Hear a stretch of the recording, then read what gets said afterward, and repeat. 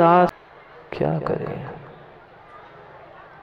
कैसी वह कर्मों की विचित्र दशा है, कैसी वह कर्मों की विचित्र दशा है। जब जीव पाप करता है, कर्म का आश्रय बंध करता है, तब इतनी सी कर्म दिखते हुए इतना सा कर्म का बंध है, पर जब उदय में आता है तब बहुत बड़ी। वह पिक्चर भी थिएटर में देखी क्या कभी? कभी पिक्चर थिएटर में देखी क्या डीके? थिएटर में जाके पिक्चर देखी क्या? पर्दा कितना बड़ा होता है, और उसकी पहले नेगेटिव से होती थी, कितनी होती थी रील, इतनी सी रील, इतना सा चित्र, पर जब पर्दे पर आता है तो इतना बड़ा होकर आता है। ऐसे ही कर्मों का आश्रय बंध होता है तो इतना सा होता है, जब पिक्चर उदय में आती है तो इतनी बड़ी फिल्म बन जाती है। सोचो, कर्म करने से पहले हमें विचार करना होगा कि हमें कैसे कैसे कर्म करने हैं। निर्णय स्वयं को करना है, मैं शुभ का आश्रय करूं कि अशुभ का आश्रय करूं, मैं पुण्य का आश्रय करूं कि मैं पाप का आश्रय करूं। कोई दूसरा समझाने वाला, दूसरा कोई भोगने वाला आने वाला है ही नहीं। दानों में उत्कृष्ट दान आहार दान, वही एक ने धर्म तीर्थ और एक ने दान तीर्थ। जैसे ही 6 महीने के उपवास के बाद वह ऋषभदेव नगर नगर में घूमने लगे, पर किसी को विधि ही नहीं पता थी, किसी को विधि ही नहीं पता थी कि नवदा भक्ति क्या होती है, पड़घान कैसे किया जाता है। क्या करते, कौन समझाता? सौधर्म सो गया था? नहीं था। किसी के तीव्र पाप कर्म के उदय के आगे, चाहे पाप का हो चाहे पुण्य का हो, जैसा सामने वाले का तीव्र कर्म का उदय होता है तो किसी का पुरुषार्थ काम नहीं करता। स्वयं भी कितना ही पुरुषार्थ कर ले, कितना ही पुरुषार्थ कर ले, कर्मों का उदय तीव्र तीव्र तीव्र तर है तो किंचित भी उसमें पुरुषार्थ काम नहीं करता। मध्यम अंशों में ही जीव का पुरुषार्थ काम में आता है। तीव्र कर्म का बंध किया था। मां विश्वास रखना, देव शास्त्र गुरु के सानिध्य में, उनके चरणों में जो जो जीव कर्म का आश्रय बंध कर रहा है, व्यवस्था के पीछे अव्यवस्थित हो रहा है, दूसरे की व्यवस्था नहीं बिगड़ रही है, स्वयं के लिए ही निधत्ति निकाचित कर्म जैसे कर्मों का आश्रय बंध कर रहा है, जिसमें ना संक्रमण, कुछ भी बदलाव नहीं होने वाला है, वही कर्म देव शास्त्र गुरु के चरणों में बैठकर ही बंधते हैं, अन्य नहीं बंधते। जिसमें कोई बदलाव होने की संभावना ही नहीं, ना कम ना ज्यादा, ना इधर का उधर, कोई नहीं। उसे तो जो है सो है करके ही भोगना पड़ता है। ऐसे निधत्ति निकाचित कर्मों की बात सोचो। निधत्ति निकाचित जैसे कर्म का बंध उस जीव ने कर लिया था, जिनके कर्मों का उदय आने पर भी वह उसको टाल नहीं पाया। क्यों? क्योंकि तीव्र कर्म का बंध कर लिया था। नगर में पहुंचते कोई कहता, अरे ये तो हमारे नगर के महाराजा हैं, राजाधिराज है, पता नहीं इनको क्या हो गया, ये लौट के शायद वापिस आए हैं तपस्या करके। कोई कह रहा था मेरे वस्त्र ले लो, कोई कह रहा था ये धन, ये राज, ये इतना सारा रखा है, ये तो ले लो। लोग क्या समझ रहे थे? लोग यही समझ रहे थे कि राजा हमारे वापिस आए हैं, वहां उनको कुछ मिला नहीं है, अब ये उनको अपना राज, अपना स्थान सब कुछ वापिस दे दूं। कोई राज्य देने के लिए तैयार था, कोई राज कन्या देने के लिए तैयार था, कोई धन संपत्ति वैभव सब कुछ देने के लिए तैयार था, पर उस राजा, वे राजा थे क्या? वे राजा बने थे क्या? राजा थे, अब महाराज बन गए थे। पहले राजा थे, अब महाराज बन गए थे, निर्ग्रंथ दिगंबर मुनिराज बन गए थे। कितनी कितनी सुंदर व्यवस्था हमारे आचार्यों ने आगम में की है। वे मुद्रा लगा के भी जाते हैं, क्यों मौन दे दिया? क्या बोलते नहीं बनता? बोलते तो बनता है, पर कोई मांगा चुंगी नहीं हो कि नहीं तुम ऐसा करके इसमें ये मिलाकर इसके बाद ये चलाना, कुछ नहीं।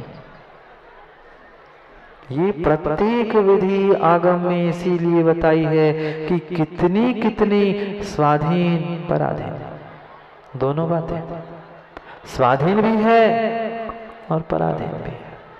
एक अपेक्षा से स्वाधीन है, किसी को मांगना नहीं, किसी को कुछ नहीं, और पराधीन इसलिए कि जो आया बेचारा, जो सामने वाला विवेकवान है तो दे दे, नहीं तो क्या दे। पराधीन, ऐसे पराधीन मुनि की वह चर्या। निर्ग्रंथ दिगंबर वह ऋषभ देव निकल पड़े, करते करते एक एक नगर में घूमते रहे। कोई कन्या, कोई धन, कोई संपत्ति, कोई वैभव, कोई कुछ देने के लिए तैयार था, पर उन्हें क्या चाहिए था? उन्हें धन, विभूति, संपत्ति आदि कुछ चाहिए था? ये कुछ नहीं चाहिए था। वे तो मात्र धर्म तीर्थ को चलाने के लिए निर्ग्रंथ मुनिराज की आहारचर्या कैसी होती है ये मात्र दिखाने के लिए गए थे, अन्य कोई प्रयोजन था ही नहीं। वह दिन भी आ गया, 7 माह 6 महीने की तपस्या, 6 महीने के उपवास के उपरांत 7 महीने भटकते रहे, कभी इधर कभी उधर। उसके बाद भी 8 दिन बीत गए। उस 8वें दिन की रात में हस्तिनापुर में एक जीव को स्वप्न आया।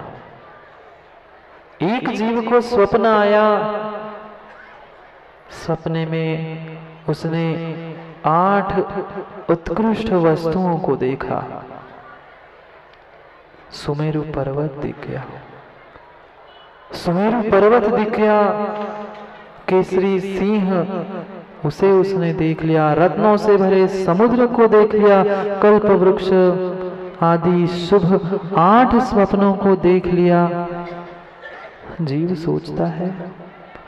सोचता है आज ऐसी कौन सी अद्भुत बात है कि हमने पहले ही सपनों में सुमेरु पर्वत देख लिया। जानते थे, पर फिर भी सुबह जैसे ही दरबार लगा, सभा लगी, पुरोहित से पूछा कि बताओ इस स्वप्न का फल क्या हो सकता है। मैंने आज रात्रि की अंतिम और प्रातः की पहली बेला पर हमने इस प्रहर पे ऐसे ऐसे स्वप्न देखे, इसका अर्थ क्या होता है। निमित्त ज्ञानी ने बताया, स्वप्न का फल बताया। उन्होंने बताया आपने जो सुमेरु पर्वत देखा था इसका फल यही है कि सुमेरु पर्वत पर जिसका अभिषेक हुआ था, ऐसा सिंह, ऐसे कल्प वृक्ष रूपी वह धरती के देवता दिगंबर तीर्थंकर आपके नगर में आने वाले हैं। खुश हो गया। सोच रहा था पता नहीं वे निर्ग्रंथ कब कैसे पहुंचे। विचार कर ही रहा था, इतने में एक सेवक आकर संदेश लेके आता है। सोचो माताओं, सोचो, एक घटना और पुराणों में आती है। भरत चक्रवर्ती के बारे में एक और घटना आती है। वह चक्रवर्ती छत पे खड़ा था, अपने छत पर खड़ा होकर निहार रहा था कोई मुनिराज आ जाए। बहुत दिन बीत गए थे, बहुत दिन बीत गए थे। आंखों से अश्रु की धारा बहने लगी थी।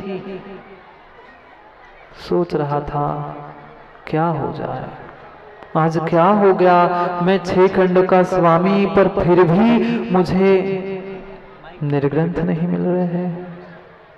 क्या था? सेवक पहुंचा, मंत्री पहुंचे, सेनापति पहुंचे, कहने लगे कि आप 6 खंड के स्वामी हो, आप चक्रवर्ती हो, आपके आंखों में पानी शोभा नहीं देता। किसी ने आज्ञा नहीं मानी क्या? बता दो। कहते नहीं, ऐसी बात नहीं है, आज्ञा तो हर कोई मान रहा है, फिर भी आपके आंखों में पानी है। क्या है? क्यों आंखों में पानी है? कितना सुंदर उत्तर उस चक्रवर्ती भरत ने दिया।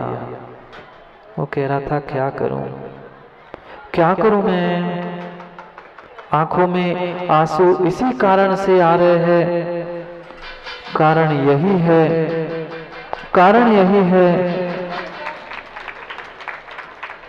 बैठे रहो, जा नहीं रहे हैं अभी घूम के देख के आ जाएंगे। विधि जानने नहीं थी, सभी विधि से नवदा भक्ति से अज्ञात थे।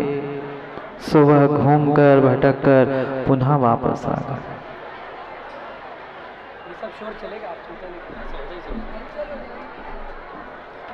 वह चक्रवर्ती सोच रहा था।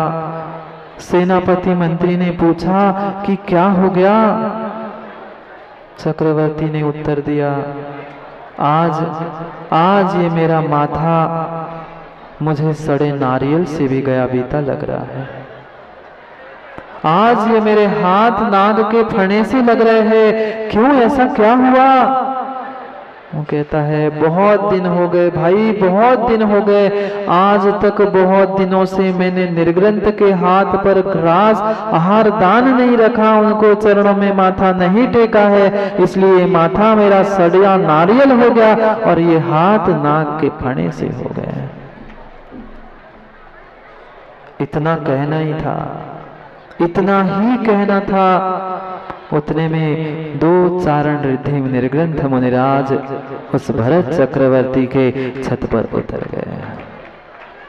क्या अद्भुत भाव! जैसी भावना होती है वैसी ही कार्य की सिद्धि भी होती है। जैसे ही वे निर्ग्रंथ मुनिराज पहुंचे, उस भरत चक्रवर्ती के पास आंखों के जल से उन्होंने उन 2 मुनिराजों का प्रक्षालन कर लिया। नवदा भक्ति से निर्ग्रंथ को आहार भी दे दिया। इधर वे ऋषभदेव भगवान, बनने वाले तीर्थंकर, जो सोने चांदी के कटोरे में भोजन करने वाले थे, एक आज्ञा देने पर हजारों सेवक जिनके आगे पीछे घूमने वाले थे, ऐसे राजाधिराज ऋषभदेव घूम रहे हैं आहार के लिए। पर कोई विधि नहीं जानता। हर कोई वही बात पुनः पुनः दोहराता रहा। वह भी दिन आ गया। श्रीमती और वज्रजंघ की पर्याय में एक निर्ग्रंथ के हाथ पर रखे हुए ग्रास को याद करके उस जीव को जैसे ही जाति स्मरण हो गया, राजा श्रेयांश जैसे ही देखता है कि निर्ग्रंथ मेरे द्वार पर है, अहो भाग्य मेरे कि जो 3 लोक के नाथ बनने वाले हैं वे आज मेरे नगर में पहुंचे हैं। तुरंत महल से उतरकर वह अपने बड़े भाई सोम के साथ पड़घान के लिए नीचे पहुंच गया। 8 भव पूर्व जो दान दिया था उसका जाति स्मरण होकर वह नवदा भक्ति से पड़गान करने लग गया। कौन? राजा सोम और राजा श्रेयांश। भगवान तो निकल गए, हम भी देखते हैं कहाँ भगवान की विधि मिलती है। सब चलते हैं, भगवान कहाँ पर हस्तिनापुर है और कहाँ राजा सोम और श्रेयांश का वह महल है जहाँ वह पड़घान करते मिलेगा।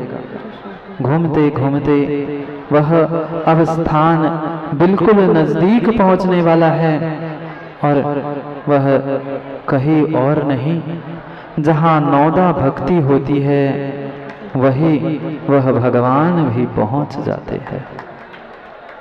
भगवान विधि मिलने से यहीं पर भगवान की ऋषभ देव का पड़घान संपन्न